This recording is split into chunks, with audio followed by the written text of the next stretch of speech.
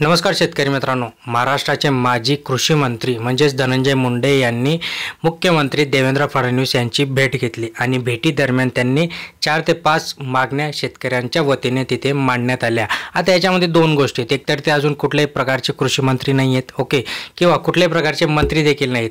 दुसरं म्हणजे शेतकऱ्यांच्या मनामध्ये किंवा जनतेच्या मनामध्ये परत एकदा सहानुभूती मिळावी आणि आपल्याला परत एकदा की कृषी मंत्री पद मिळावं असेही त्यांची इच्छा असू शकते।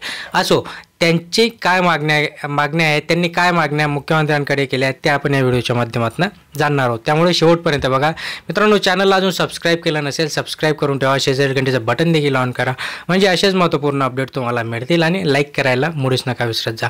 बघा, मुख्यमंत्र्यांची भेट घेताना धनंजय मुंडे यांनी सांगितलं की 2020 पासून ज्या शेतकऱ्यांचा पीक विमा हा प्रलंबित आहे किंवा काही कारणास्तव म्हणजे काही कागदोपत्री त्रुटी असतील आणि म्हणून शेतकऱ्यांना जो काही पीक विमा मिळत नाहीये, त्या संदर्भात त्यांनी सांगितलं की तो जो पीक विमा आहे तो लवकरात लवकर शेतकऱ्यांना वितरित करण्यात यावा। आता हे काही ते संपूर्ण महाराष्ट्राच्या वतीने नाही गेले होते, पर्टिक्युलर त्यांचा जो काही मतदारसंघ आहे त्यांच्या वतीने त्या मतदारसंघातील जे काही शेतकऱ्यांचा पीक विमा मिळालेला नाही आहे त्यांच्या मागणीसाठी ते गेले होते।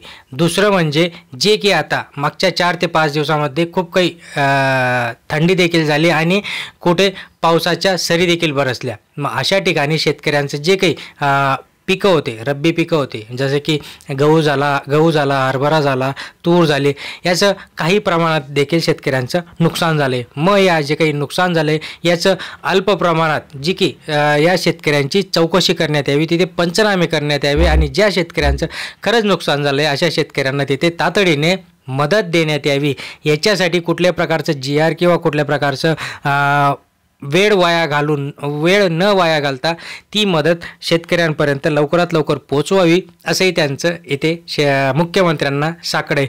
हे सगळं काही करत असताना त्यांनी अजून एक विषयाला हात घातला, तो म्हणजे जो की बोगस पीक विमा। आता बोगस पीक विमा ज्या शेतकऱ्यांनी उतरवला आहे त्यांना काहीतरी कार्यवाही करून जे काही शेतकरी खरंच जेन्युइन शेतकरी, जे खरंच ओरिजिनल शेतकरी, त्यांना लवकरात लवकर तो पीक विमा उर्वरित जो काही असेल तो लवकरात लवकर द्यावा अशीही त्यांनी मागणी केली। आता बघूया, मुख्यमंत्र्यांनी ते पत्र तर स्वीकारले, त्याच्यानंतर आता ते किती तत्परतेने या शेतकऱ्यांसाठी हे व या गोष्टींवर लक्ष घालता हे आपल्याला बघण्यासारखे। मित्रांनो, अशाच महत्त्वपूर्ण माहितीसाठी सबस्क्राईब करा, लाईक करा, शेअर करा। धन्यवाद।